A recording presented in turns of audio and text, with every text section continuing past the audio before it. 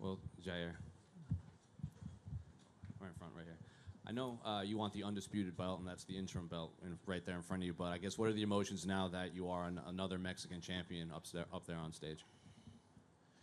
Even though I believe that I could do this in one stage of my life, it's almost like unbelievable at the same time. I don't know. It's weird. It's weird to explain. That I finally get to carry this belt around and call myself a champion. It's been a long journey. I was talking to my coaches earlier on, and they say, okay, it's been a long time. It's been already 10 years since we started working, and this feels surrealistic. But I'm really happy. I'm super happy that I can have my family here with me for this special moment, and in this special land. That I always wanted to come here to Australia. The public was so amazing. The crowd was perfect, and the people has been so nice to me and my family, and I can't wait to come back here. You said at Media Day there were a lot of bumps in the road just to get here to Australia. So given everything that happened leading up to this, where does this rank in terms of your career wins? Can you repeat the question? Given everything that you went through to get here to Australia, you had to fly, you had to stay in, I think it was Bali, you said, for a long time, the other side of the world. Where does this just rank in terms of just the whole journey and everything in your career? Well, it's just whenever you get into the top of a mountain and then you get to the top, you still realize there is more. Exactly in that point right now. I just got here, used to realize there is more to come, and there is more places to go, and this is, I don't want to say nothing, because this is a lot for me. But compared to what one can do in this sport, this means just a little, So I'm gonna keep pushing to accomplish more goals into this company, into my dream, and making my family, my country, and my friends feel proud of me. And looking at this fight against Josh, did this play out as you thought? He seemed to land a couple hard punches in the first, and then you came out very aggressive in the second round. Yeah, I worked with my coaches the same strategy as you saw in the fight.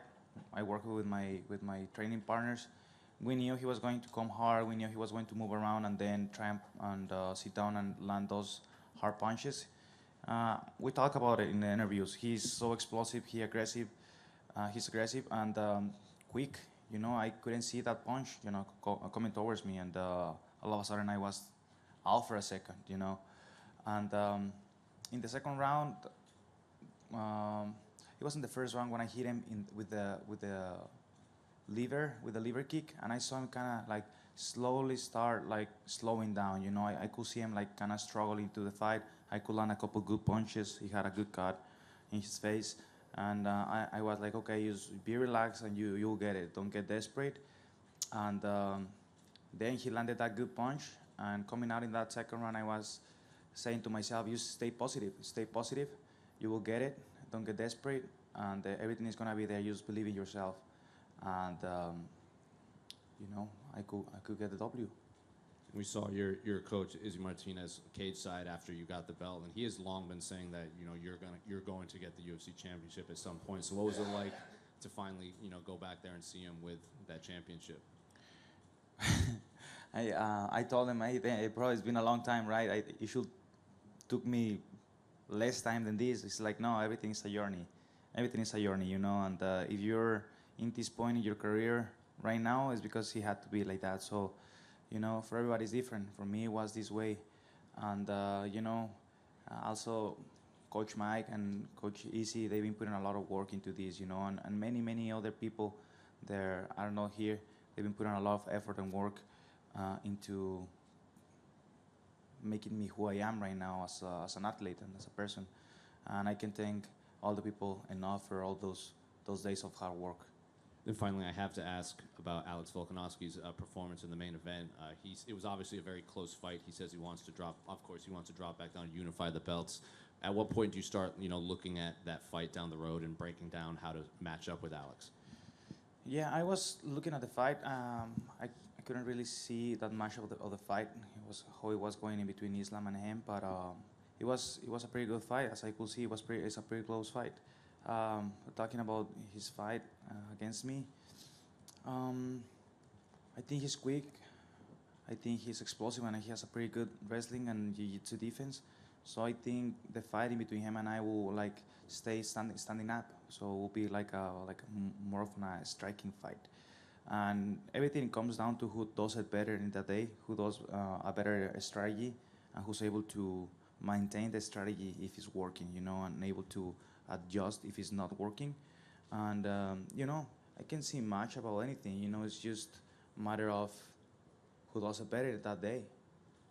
Here, tonight was the first time Alex has lost in the UFC, and in over 10 years. When you guys fight, do you think that's going to have a more motivated version of him, or do you think maybe you're catching him at the perfect time now? Because maybe, who knows, where his confidence will be at, where his mindset will be at, all those things.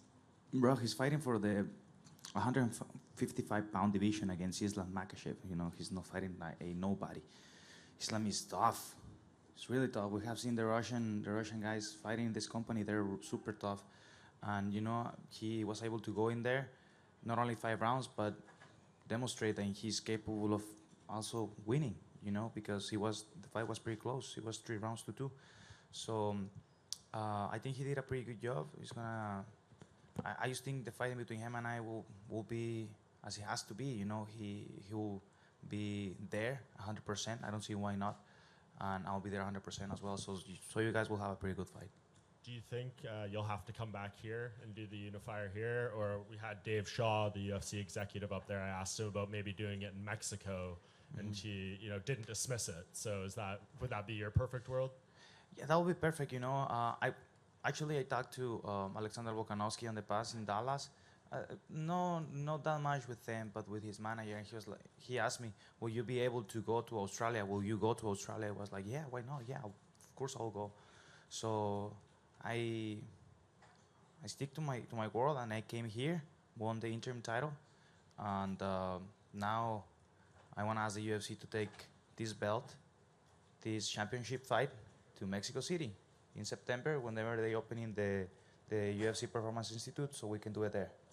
I don't know if you saw Alex's walkout tonight and how crazy that was, but is that something you dream of like what that could be like for you in Mexico? I didn't really see him. I was busy doing the interviews and some pictures and stuff, and I wasn't able to see it, but I'm sure I have no doubt that it was crazy for him. All the people here they're big fans, and they are really supportive of their people, and I'm sure it was crazy, for sure.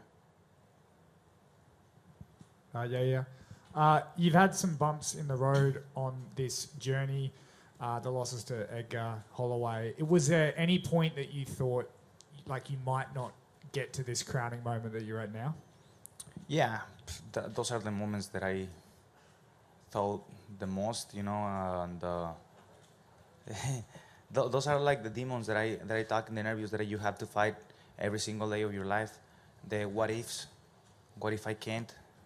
What if I don't? Or what if this happens? Or what if, and some of those things, they never became true, So the only thing that you can do is live your life the best way possible, avoiding the most mistakes you can and doing the best you can, and then stop thinking that much. You just live. And with that said, I've been learning to fight my demons every single day and winning over them every time that I think of situations like that. And who's been the most instrumental in this journey for you? Who? Who's been probably the most motivating? Who's motivated you the most? Perhaps a coach, a family member, to get you to this moment? It's just a mix of everybody. I can mention a single person, but of course my mom. My mom has my heart. She's a special part of my life. My brother as well, my little sister. My dad is a special part of my life, of course.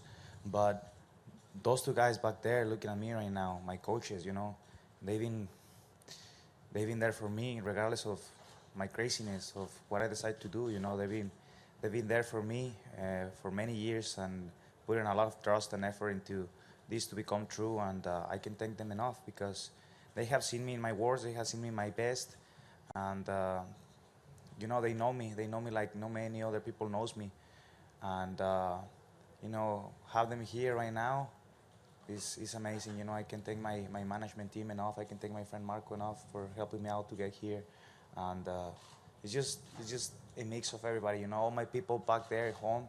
It's everybody. You have to kind of absorb the best energy from everybody and put the negative away. My friends, I know I'm rooting for me there. They were just calling me moments ago and look at the phone and they were just calling me, because they want to talk to me, and I'm sure they want to congratulate me and say, I'm sure what they're gonna say. I'm sure they're gonna say, we knew you're gonna become a champion one day. We told you this. We talked about it, and it's just been a long journey, of many people believing in me, but especially myself. And can you talk about the love that Australia has had for you during this fight? They've really adopted and taken you in. When you walked out, Australia went wild for you. Have you felt that love throughout fight week? If I have felt that before? Just the love that Australia has for you. They've really kind of adopted you this fight week. Yeah, that was crazy, because I was probably one of the contenders for the 145 title itself, and they knew it, and they even like that they were able to applaud me and cheer for me, and many people walk towards me in the street and ask me for pictures, and they didn't stop telling me how much good and luck they wish me, and I really love to be here, and not only that, I have friends from here that there's been a long time I didn't see. I was really happy to see them, and it's amazing. It's amazing to be here. It's the first experience that I have flying this long, and having my family here just makes it so special. Thanks, mate. Congratulations. Thank you. Yeah. Just towards right at the end there, after Josh submitted, you said something to him, and I was just wondering what you said to him. Yeah. So this is a really important moment for us, right? Like I already said. And when I finished the triangle, I could see in his expression the desperation of like, fuck, I lose. I lose. It's like he saw his opportunity go away. But I just want to say to him, no. I told him, no. Hey, no, stop. Like, stop that thinking that you have right now. You're a warrior. You will overcome this. You got this. So the only thing that I can say to him, you're a warrior, brother. We find the way to wake up, to stand up every time we fall into the ground, and I'm sure you will do that. So stay strong, and I'm sure we will see each other in the future again. So just keep being strong, brother. What sort of bond do you make with someone when you're in the cage fighting them, even if you don't like them? It's a very unique situation, and how do you feel towards a person once you've been in that situation with them? Can you repeat the question? Being in the octagon and fighting someone is a very unique, it's actually quite intimate situation. So what can you say to the bond you build with someone once you've fought them? I mean, there is not much that it can be said, only wishing the guy the best. Wishing everybody, your opponent, the best. I'm the guy that likes to attack my opponents in many ways. Only when I'm fighting, I like to make this sport as clean as possible, out and in the cage. We can get to any direction you want. It's gonna be up to you how far you want to take it with me, because I'm able to do so as well. But I like to being easy on my opponents, friendly, and whenever I have to talk, it's inside the cage and doing my job, and that's it. I don't see why talking or saying that much. Thank you, and congratulations. Thank you. Hell yeah. Thank you, guys. I appreciate all of you.